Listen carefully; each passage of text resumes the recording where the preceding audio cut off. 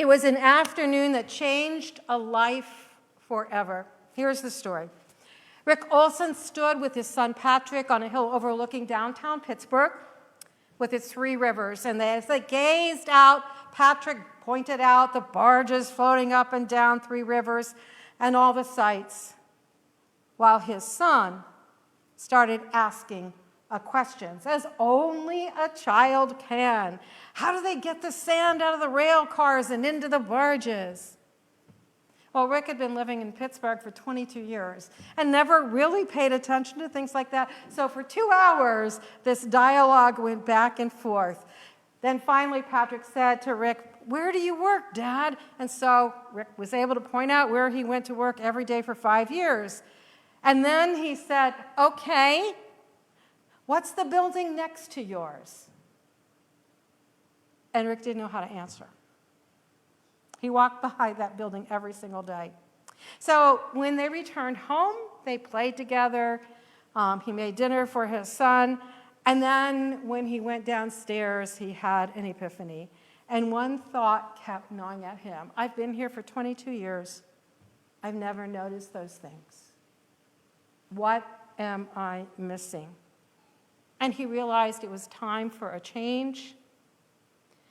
So he ended up deciding to become a truck driver, leaving corporate law behind. And he actually fell in love with the job. Now, Rick is one of the number of people profiled in a book by Bronson called What Shall I Do with My Life? And it's a book that looks seriously at what people did, how they changed their lives, and what happened afterwards. And one of the things that Bronson points out in his book is that your calling is not something you inherently know, like a kind of destiny. Among all of the people that he interviewed, they found their calling after spits and starts and great difficulty. They'd make mistakes before getting it right. At least that's what Bronson calls it. I'm not sure that I would call them mistakes, but opportunities to learn. You start off in one direction and you end up heading in another. You take side journeys along the way, paths that help you grow and change, and that's okay. One of the most important things is that we don't get epiphanies usually. We get whispers. We get that faint urge. And that's our call. And it's up to us to do the work of discovery, to find out what the call is and connect to that answer. The problem is that that's hard to hear. We want God to hit us over the head with what we're supposed to do and who we're supposed to be. Unfortunately, God does not work that way. And that's the same problem that we find in Micah's time. You see, the people in Micah's time in Israel had been busy, going about their normal business, doing their ritual status as one of God's chosen. Their offerings to God was the fruit of their frantic labor, much like those who believe if we can just give enough, do enough, work enough, then God, our boss, our families, our fans will finally be pleased with us.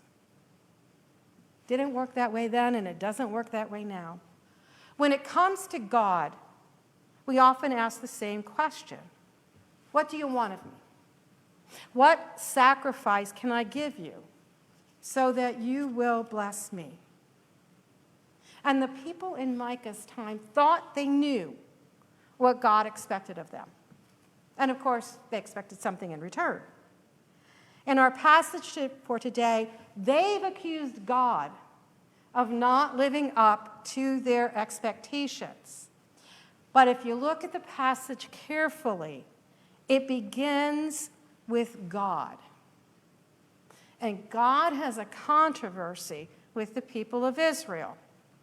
I like to think of the setting of this passage as sort of a courtroom. And so first you need a little bit of background to know what's happening here. The themes of the prophet Micah and Amos are very similar. The people have forgotten what it means to be a child of God. And the sin of the people is that they're abusing one another. There was a separation between rich and poor in Judah, and the separation was widening. The laws who should have protected those who had nothing were ignored. The business practices of the merchants were unethical.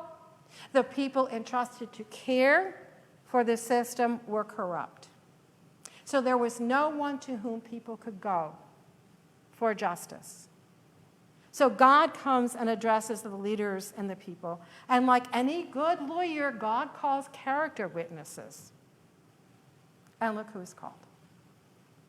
The length, breadth, and depth of the created world. The mountains, the foundations of the earth. The world is witness to what God has to say. And this serves two purposes. The world is attentive to what God has to say, but by its very being, remember Genesis, creation bears witness to God's intention to all people. And so God asks, what have I done to you? How have I wearied you? God has gone beyond the expectation of their wildest dreams in delivering them from slavery and creating them into a nation. And how has this gift of freedom become a burden to them? And God says, I want to know, how have I failed you? And in the face of God's challenge, the people are silent. Finally, they acknowledge that what God says is true, but even then, they misunderstand. They fall on their knees and ask, what is it you want of us? And then they give you that long list of sacrifices that they've learned, ending up with rivers of oil, a sacrifice only a king can afford. People say, yeah, God, you're right. What do you want of us? But without listening, they rush in to answer for God. What do you want of me? What do you want to do? Seems we often spend a lot of our life asking that question. But the question is the wrong question in this instance, as Micah is quick to point out to all the people. The question is not, what sacrifice does God demand of us? It is, what does God require of us? And what God requires of us is simply to do justice, love mercy, and walk humbly with your God.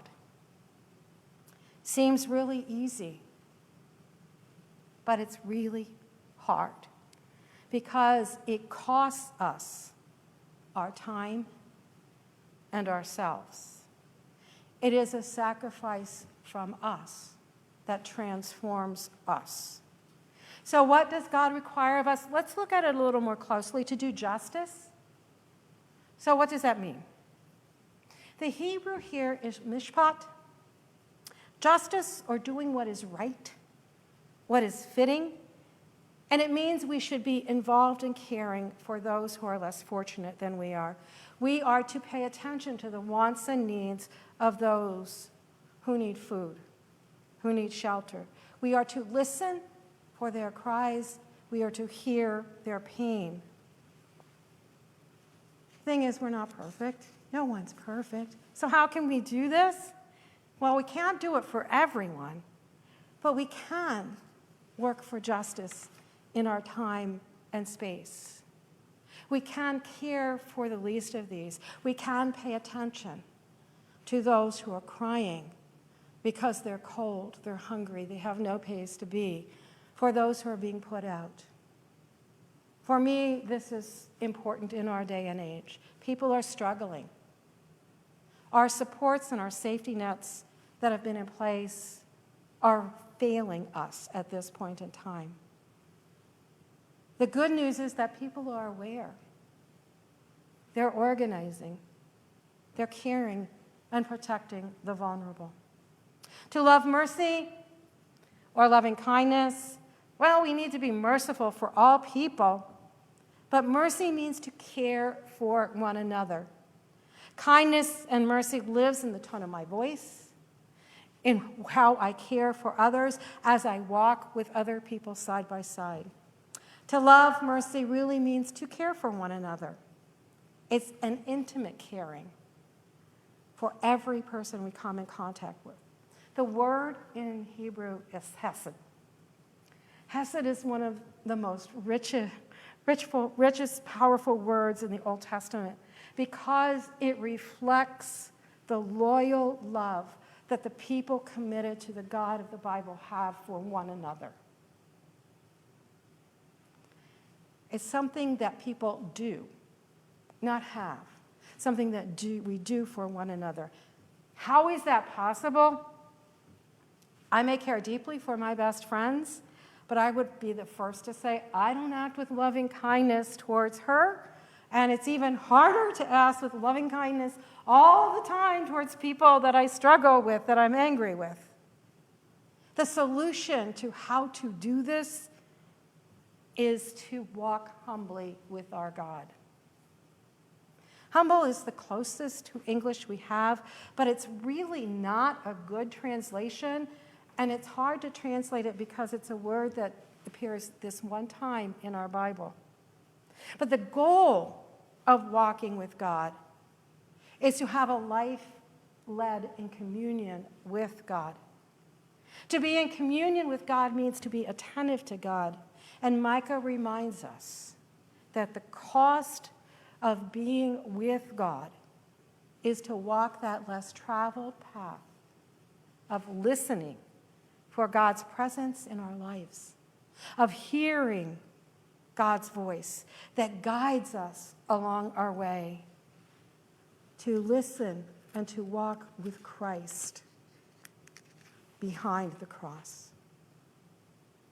When we can do that, we will be filled with the overwhelming presence of God. We will be filled with the grace and love of God, and we will be able to do justice and love mercy as we go about our lives in our world. Amen.